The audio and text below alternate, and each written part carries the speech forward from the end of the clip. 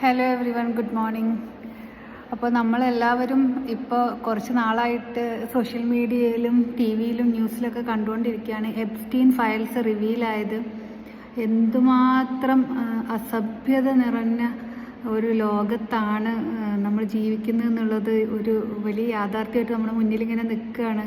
എന്തുകൊണ്ടാണ് നമ്മളെല്ലാവരും ഒറ്റ ദൈവവിശ്വാസികളാവേണ്ടതിൻ്റെ ഒരു പ്രാധാന്യം കൂടി ഇപ്പോൾ നമ്മൾ ചിന്തിക്കണം എന്നുള്ളതാണ്. കാരണം സാത്താൻ സേവ, പിശാചിന് വേണ്ടി പ്രാർത്ഥന ചെയ്യുക, പിശാചിന് അർപ്പിക്കാൻ, പിഞ്ചു കുഞ്ഞുങ്ങളെ സെക്ഷലി അബ്യൂസ് ചെയ്യുക, എന്നിട്ട് അവരെ ബലി കഴിക്കുക, അവരെ കൊന്നു തിന്നുക എന്നൊക്കെ പറയുന്നത് നമ്മൾ ജീവിക്കുന്ന ലോകത്തിൻ്റെ വലിയൊരു നീറ്റൽ. നല്ല ഇതിനപ്പുറം എന്താണ് നമ്മൾ സംസാരിക്കേണ്ടത്?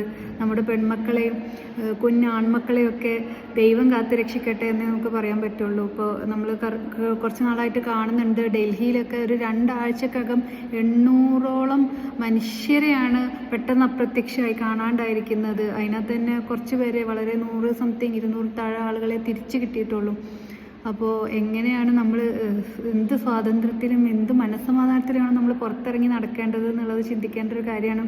ഇപ്പോൾ ബാംഗ്ലൂർ, ഡൽഹി പോലത്തെ സ്ഥലത്തൊക്കെ പോലീസിനൊന്നും ഒന്നും ചെയ്യാൻ പറ്റുന്നില്ല. പെട്ടെന്ന് തന്നെ പെൺമക്കൾ, സ്ത്രീകളൊക്കെ ആരാണ് ഇവരെ തട്ടിക്കൊണ്ടുപോകുന്നത്, അല്ലെങ്കിൽ എങ്ങനെയാണ് ഈ കാണാണ്ടാവുന്നത് എന്നുള്ളത് ഒരു വലിയ റിയാലിറ്റിയാണ്. ഇതിനകത്ത് ഗവൺമെൻറ്റിനോ ഏതെങ്കിലും ഈ പറഞ്ഞ പോലെ ഇല്യൂമിനാറ്റി, സാത്താൻ സേവ, നിഗൂഢ ശക്തികൾക്കൊക്കെ ബന്ധമുണ്ടോ എന്നുള്ളതും കാര്യങ്ങളൊക്കെ ഇങ്ങനെ സോഷ്യൽ മീഡിയയിൽ ചർച്ചയായിക്കൊണ്ടിരിക്കുകയാണ്.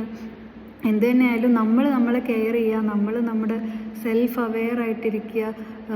There is no one that can protect us except our own will and pray to God. So please like, share, subscribe my channel.